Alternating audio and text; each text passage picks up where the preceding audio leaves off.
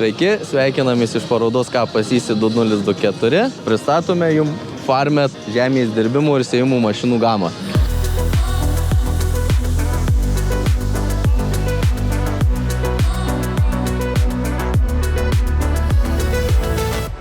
Turime naujienų, ką pristatyti.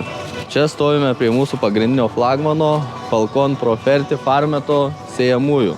Kaip ir žinote, kas seka mūsų socialiniai medijoje, Facebook'e ir YouTube'e, turime gerą produktą už itin gerą kainą ir patenkintus klientus. Taigi šiandieną galime pristatyti pačią einamiausią įdirbimo sekciją Striptil, kuri sėja kas 30 cm eilutėmis, įterpia trąšas į žemę iki 25 cm gylyje ir pasėja ant viršaus centimetro gylyje rapsą. Tai yra viena iš einamiausių sekcijų, kuriomis prekiaujame. Šiais metais turėsime naujieną, pristatysime visiškai naują dirbimo sekciją No-Till, ką bus galima naudoti sėti tiesiai ražieną grūdinės kultūras. Taip pat galime pabrėžti, kad įdirbimo sekcijos yra keičiamos labai paprastai, neužimant daug laiko, jūs galite pakeisti dirbimo sekciją ir turėti visiškai naują sėlką, nepirkdami naujo padargo, kas yra labai aktualu. Kaip matote, ant kiekvienos sėjamosios yra užklijuoti lipdukai su visom įmanomom dirbimo sekcijom. Aišku, dabar naujienos kol kas nėra užklijuotos, bet tai yra pavaizduota pagrindiniai Striptil sėjamoji, čizelis, kultivatoriaus sekcija ir diskiniai sekcija. Visos sekcijos eina su trąšų įterpimais, trąšos yra įterpiamos diskiniai sekcijai tarp dviejų sėjimo kojų, kas yra labai aktualu, nes trąšos patenka tiesiai ten, kur reikia ir jos nėra naudojamos sudygstant piktžolėm. Taigi augalas pasima trąšas iš dirvos, kada jam to reikia. Sekcijos keitimas vyksta labai paprastai. Atsisukat po 2 varžtus laikiklius, viršutinį apatinį, lygiai taip pat kitoje pusėje. Užsikabinat dirželį ant pakabinimo mechanizmo, pasileidžiat sekciją žemyn, čiučiut pavažiuosite, atsikabinus kabliam, čiučiut pavažiuosite į priekį, tada sekciją tiesiog lengvai galit su paprastu palečių keltuvu įsivežti kitą sekciją, įsikabint. Realiai, darant ne pirmą kartą, 2 valandų darbas, jums suteikia galimybę turėti visiškai kitą sėjimo aparatą. Apie ką mes ir šnekėjom, turime naują dirbimo sekciją No-Till. Banguoti diskai įdirbinėja toje eilutėje, kurioje yra sėjimo diskas. Ką tai reiškia? Tai reiškia, kad jūs važiuojate per lauką, kiekvienas banguotas diskas išdirba eilutę sėjimo kojai. Reiškia, jūs pasėjate į išdirbtą žemę, taip pat įterpėte trąšas tarp 2 sėjimo kojų. Gylis sėjimo trąšų reguliuojasi klipsais, tiesiog sudėjus, kaip matote, yra lentelės, kurios parodo, kokiam gylite galite įterpti trąšas. Čia jau pagal sėjamą kultūrą jūsų poreikis. Taip pat prie darbinės diskinės sekcijos mes turime vieną didelį atnaujinimą. Tai yra visiškai sustiprintas šoninių bangų atmušėjas, tam, kad dirbant diskinę sekciją nebūtų daroma šalia banga, nes daugelis ūkininkų yra pastebėję, kad su kita technika dirbant atsiranda bangos tarp važiavimų, tai kad to nenutiktų, mes turime pastiprintą bangų atmušėją, kad neturėtume tarp važiavimų kalnų, kas užtikrina pasėlio tolygumą. Einamiausia sekcija Striptilo ir diskinė. Striptilo sekcija yra ypatinga tuo, kad trąšos yra įterpiamos pagal jūsų gylį ir trąšos pasiskirsto ne vienoje eilutėje, kaip daug kas galvoja, kad trąšos yra supelamos į didžiausią gylį ir augdamas augalas jas pasima. Ne, tai yra netiesa. Ta mes turime peleką, kurio pagalba trąšos yra paskirstomos per visą kojos įdirbimo gylį. Jeigu sėjate rapsą ir įdirbinėjate 20 cm gylį su striptilinė koja, jums trąšos pasiskirsto per visą 20 cm gylį, kadangi trąšos atsimuša į peleką ir jos pakyla į viršų. Tas užtikrina kokybišką augalo augimą visame augimo tarpsnyje. Kiekviena sekcija dirbimo reguliuojasi gylis su klipsais, tiesiog susideda jums reikiamą klipsų skaičių ir sekcija visada yra dirbimo gilyje, kurio jūs norite. Taip pat turime striptiliniais kojos apsaugas spyruokliais, kurios suveikia nuo 400 kg jėgos ant vienos kojos. Kada sutinkate akmenį, akmuo nėra iškeliamas į paviršių, akmuo yra prastumiamas į šoną, dėl to jūs akmenuotose dirvose neturite akmeningų liekanų po sėjos paviršiuje, kada jums reikia dirbti papildomus darbus ir važiuoti rinkti akmenis po sėjos.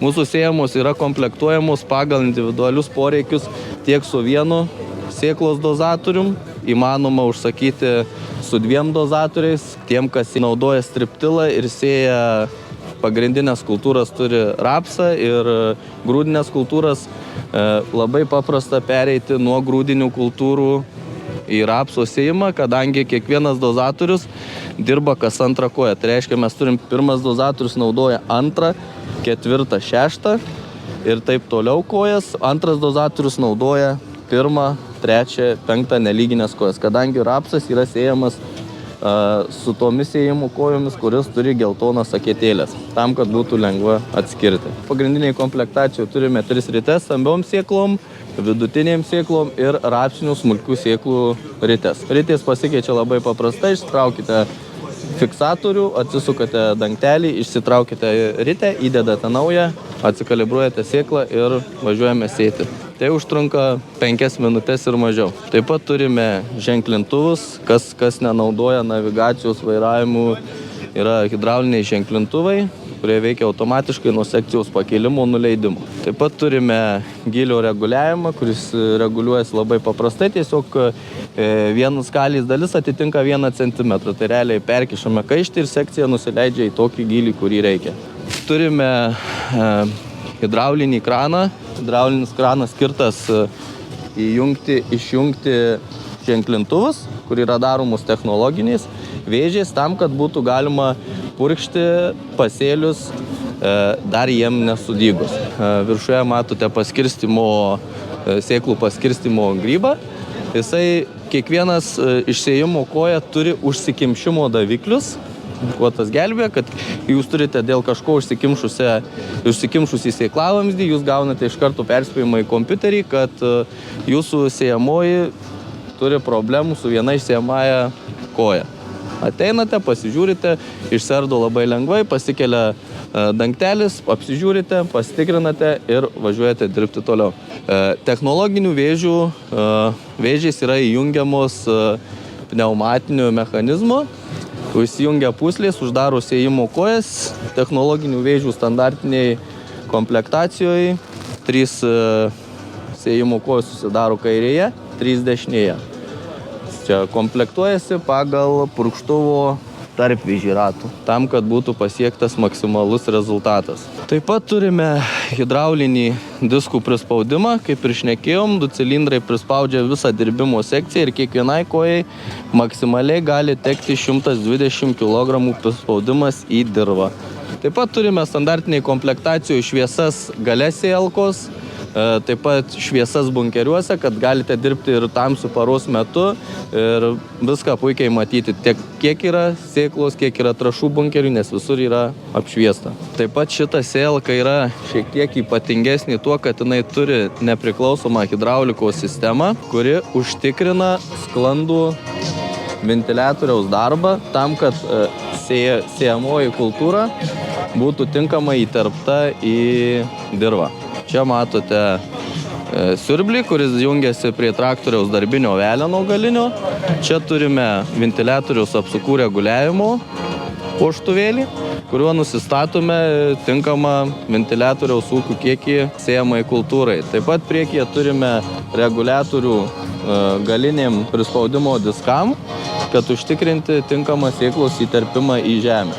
Pagrindinė atsinaujinusi dalis yra ventiliatorius, kuris yra pakeltas aukštyn, kas užtikrina itin sklandų darbą, dirbant net ir itin užterštomis sąlygomis po kombaino važiuojant, kada yra sėjamas rapsas be jokio įdirbimo tiesiai į dirvą, būdavo keliamos šiaudų liekanos ir daug dulkių, kas būdavo užteršę sistemą.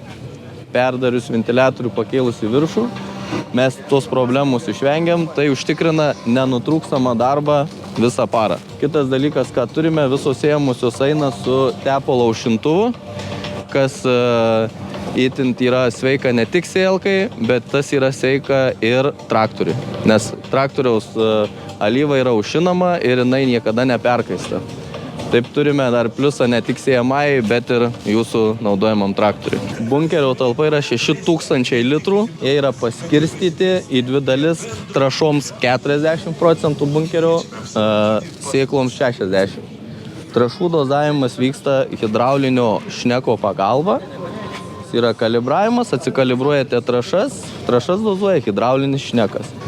Taip pat visos sėlkos yra isobusinės, gali būti jungiamus prie bet kokio traktoriaus isobusinio terminalo, tie gali turėti savo terminalą, naudojamą Müllerio technologiją, Müller Touch 800. Baigiant pasakojimą apie sėlką, galime pasakyti, kad šitai sėlkai reiktų apie 250 ir viršų arklio galios, atlikti kokybišką sėjos darbą. Taip pat jūs galite pasinaudoti mūsų technikos nuomos paslaugą arba sėjos paslaugą, kad galėtumėte išbandyti ir įsitikinti sėjos kokybiškumu. Taip pat turime Falcon Compact sėjamąją, kuri yra mažesniem ūkiam, kas neturi tokių galingų traktorių. Jas reikalauja daug mažiau arklio galios ir gali būti naudojamas su traktoriais 130 ir daugiau arklių. Čia mes turėsime naujieną, kompaktas su trąšomis. Taip pat turime visą gamą Farmet padargų mašinų žemės įdirbimui, tai nuo raginių skutikų, diskinių, didelio įdirbimo diskinių skutikų ir didelio gylio nuo raginių skutikų. Softer 4,5 skutimo mašina skirta mažesnio gylio skutimui, yra iki 12 cm. Pat šone matote Diskomat žemės dirbimo diskinį skutiką. Jis yra skirtas didesniam dirbimo gyliui, tai yra iki 18 cm, kas yra labai aktualu didesniem ražienom, kaip pavyzdžiui rapsui ir kukurūzui. Taip pat turime giluminio dirbimo padargą digerį.